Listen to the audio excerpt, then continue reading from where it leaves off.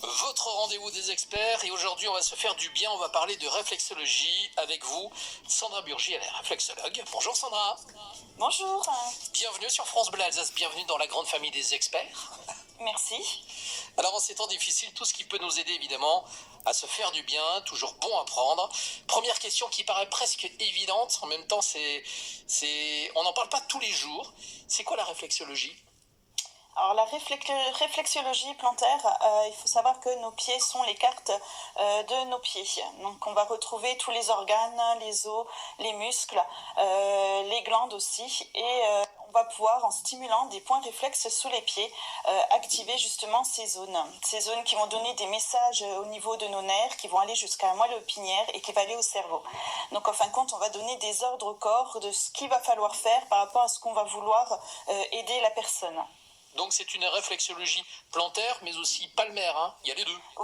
Oui, il y a les deux. Alors le plantaire, ce qui a l'avantage, c'est qu'on a totalement le corps qui est dessus. On va pouvoir travailler jusqu'aux orteils, jusqu'au niveau de la tête. Alors qu'avec le palmaire, on va plus se centrer au niveau du haut du corps. Parce que tout ce qui est bas du corps sur la main est très petit et un peu plus complexe en fin de compte à travailler. Donc on l'utilisera beaucoup pour les migraines ou les choses comme ça. D'accord. J'imagine, c'est pas forcément évident quand on est patient de présenter ses pieds. Non, c'est pas toujours évident. Il y a des gens qui n'aiment pas leurs pieds. Ouais. Il y a des gens qui sont chatouilleurs. Donc oui, c'est vrai que c'est pas évident. Mais en fin de compte, une fois que les gens testent au moins une fois, osent tenter sauter le pas, en fin de compte, laissent leurs pieds avec plaisir. Et puis en prennent même plus soin encore après. Et les gens vraiment qui sont un peu gênés par rapport à ça, je leur propose une réflexologie palmaire pour qu'ils voient les bienfaits déjà qu'ils peuvent avoir avec une réflexologie palmaire. Et en général, se retourne vers le plantaire. Bon, il ne faut pas oublier que la réflexologie, c'est bien une approche différente, complémentaire de la médecine. Tout à fait, je ne remplace pas un médecin, je ne remplace pas de médicaments, je ne remplace pas non plus le kiné et je ne pose pas de diagnostic. Je suis vraiment là pour travailler, au début de séance, je vais poser des questions à mes clients, leur demander leurs antécédents, leurs problèmes, et puis ils vont eux-mêmes me dire pour quelles raisons ils viennent auprès de moi pour ce qu'ils voudraient soulager. Donc j'ai une personne où le médecin en fin de compte me fait un courrier et me signale en fin de compte les problèmes qu'il y a par rapport à son dosage d'insuline ou autre, et on essaye en fin de compte de régler les choses comme ça. Du moment que ça fait du bien, c'est toujours bon à prendre, absolument. Vous restez avec nous, Sandra Burgy, donc réflexologue, votre experte du jour. Vous avez des questions à lui poser, c'est maintenant. 03 88 25 15 15. Avec Sandra Burgy qui répond à vos questions en direct au 03 88 25 15 15. Ça tombe bien, Sandra, nous avons une question de Sonia de l'Allée. Bonjour Sonia. Oui, bonjour. Bienvenue Sonia, on vous écoute. Oui, bonjour. Alors, écoutez, oui, j'ai écouté votre émission, mais je suis intéressée parce que, j'ai traversé un cancer du poumon avec la chimiothérapie, et depuis ma chimio, en fait, je ne sens plus la plante de mes pieds. Enfin, je la sens encore, mais plus comme avant. Oui. En fin de compte, vous pouvez faire la réflexologie. Si votre question c'est que vous pouvez faire la réflexologie plantaire, oui, vous pouvez faire la réflexologie plantaire malgré que vous avez moins de sensibilité. Vos nerfs seront encore actifs. Donc en fin de compte, on pourra quand même transmettre les messages au niveau du cerveau, et en sachant qu'on peut travailler aussi sur tous les effets secondaires qu'il y a sur la chimiothérapie. Sur ce qui est cancer et autres, on ne peut pas travailler dessus. Mais par contre, tous les effets secondaires et apporter du bien-être à la personne, on peut le faire sans problème. Mais même si vous avez une perte de sensibilité en dessous au niveau de la voûte plantaire, il n'y a aucun problème, on peut faire de la réflexologie. D'accord. Et est-ce que je pourrais avoir des coordonnées Mais bien sûr. Alors, ce qu'on va faire, Sonia, surtout ne raccrochez pas. Et avec le standard, on va vous transmettre tout ça. D'accord ? On va vous donner les coordonnées de Sandra. Je vous remercie beaucoup. Mais c'est nous, merci à vous. Sonia, passez une belle journée. Alors, c'est vrai que, Sandra, on trouve finalement, par pied, on retrouve tout le corps. Tous les organes sont reliés aux pieds, si j'ai bien tout compris. C'est ça, c'est en fin de compte, vous allez prendre vos pieds l'un à côté de l'autre, et puis vous allez voir que le gros orteil est la tête, et au fur et à mesure qu'on descend, on va trouver les organes exactement au même emplacement qu'on a dans le corps. Donc c'est vraiment très intéressant, et quand on rentre à l'école de réflexologie, on ne pense pas forcément justement qu'on va réussir à trouver tous ces organes. Même les muscles, on peut travailler sur quelqu'un qui a des douleurs musculaires, on va pouvoir travailler dessus. Donc par exemple pour la moitié droite, tout ce qui est foie, vésicule biliaire. Voilà. Oui, tout à fait. Tout est de ce côté-là. En fin de compte, tout ce qui est à droite est à droite sur votre pied et tout ce qui est à gauche est sur le côté gauche de votre pied. Moi, ce que j'aimerais comprendre, c'est en touchant justement ces zones particulières, comment on influe justement sur le foie. En fin de compte, à l'école, on vous apprend vraiment au niveau de la carte et puis au niveau de la pression qu'on va faire au niveau du foie, c'est avec l'articulation du doigt qu'on va faire une petite stimulation sur le foie. Donc en fin de compte, cette stimulation qui est un peu plus profonde et qui peut être un peu sensible pour certaines personnes, en fin de compte, on va envoyer des signaux d'alarme en fin de compte au nerf et qui va aller jusqu'au cerveau donc, et qui va signaler que voilà, là, il faudra nettoyer le foie. Pour les douleurs, c'est pareil, on va pouvoir travailler sur les douleurs en signalant que voilà, il y a des douleurs au niveau de l'épaule, on va stimuler le point de l'épaule pour justement dire au cerveau qu'il y a un problème au niveau là.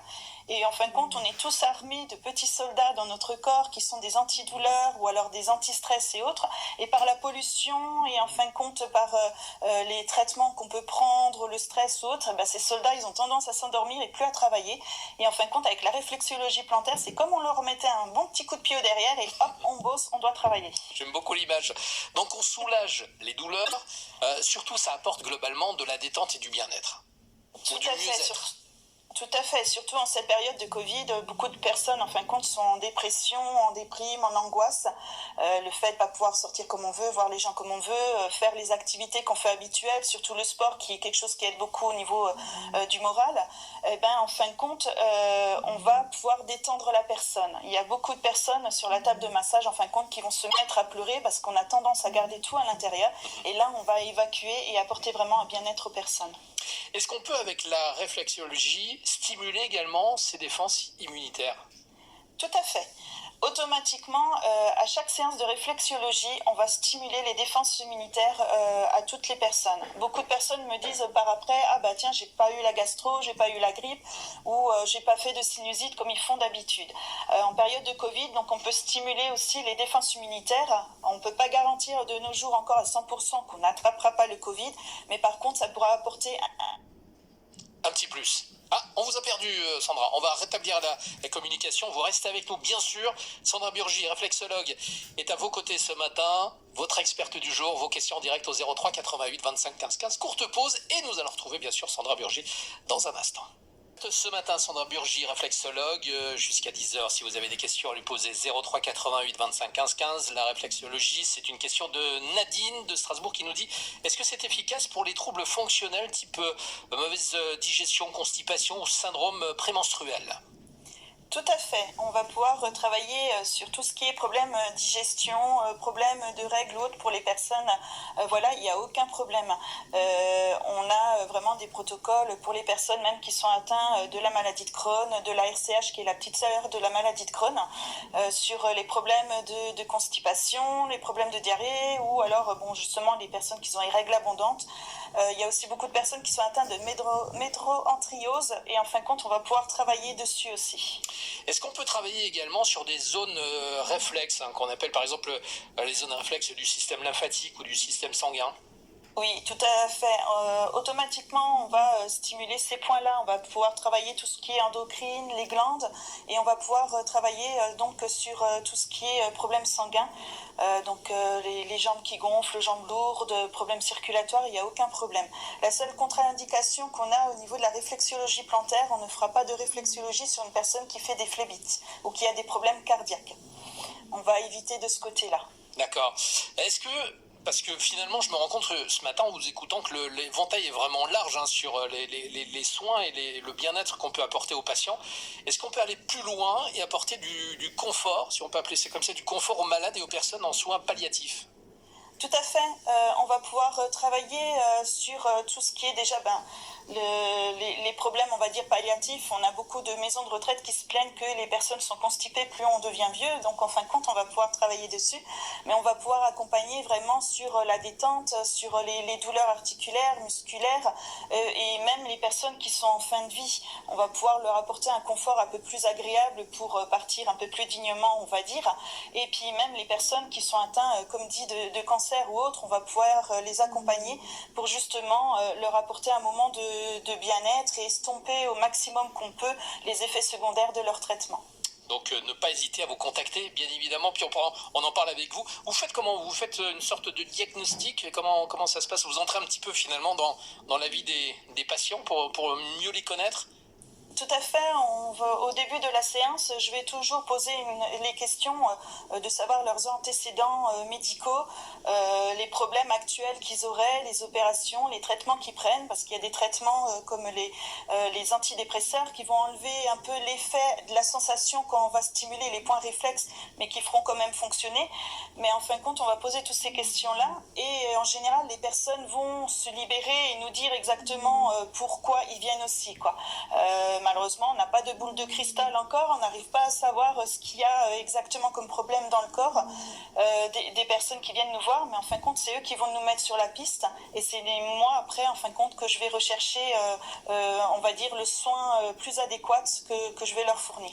Alors, on peut vous consulter bien évidemment en cabinet, mais est-ce qu'on peut pratiquer la réflexologie, dans une moindre mesure bien sûr, à la maison, à faire chez soi? Est-ce qu'il y a des exercices comme ça de réflexologie qu'on peut faire sans problème?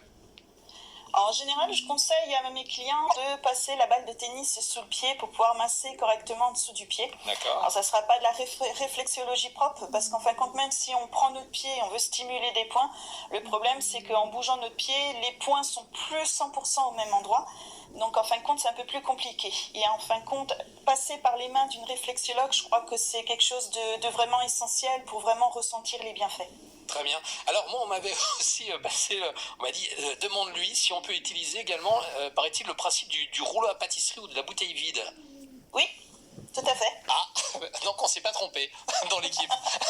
Ça consiste en quoi exactement? En fin de compte, vous allez vous faire un massage bien-être détente au niveau de votre corps. D'accord, donc le soir on a les jambes lourdes, fatiguées, on prend un rouleau à pâtisserie, une bouteille vide, et on fait des va-et-vient comme ça. Voilà, tout à fait. Ça sera déjà un petit apport que vous apporterez à votre corps. Très bien. Pour les mains, même chose, enfin il y a des petits exercices comme ça qu'on peut faire? Il y a des petits exercices aussi, la digestion, on va dire, on va un peu frotter à l'intérieur du creux de la main qui va être au niveau des intestins. Il y a des personnes que je leur conseille des fois quand ils ont des légers mal de tête et qui ne peuvent pas venir tout de suite, c'est de compresser les bouts des doigts. C'est la tête, les bouts des doigts. Donc en fin de compte, il y a des petits détails comme ça où on peut donner un peu des informations à nos clients et puis qui peuvent se soulager légèrement, mais en sachant que ça ne remplacera jamais une séance de réflexologie chez un professionnel.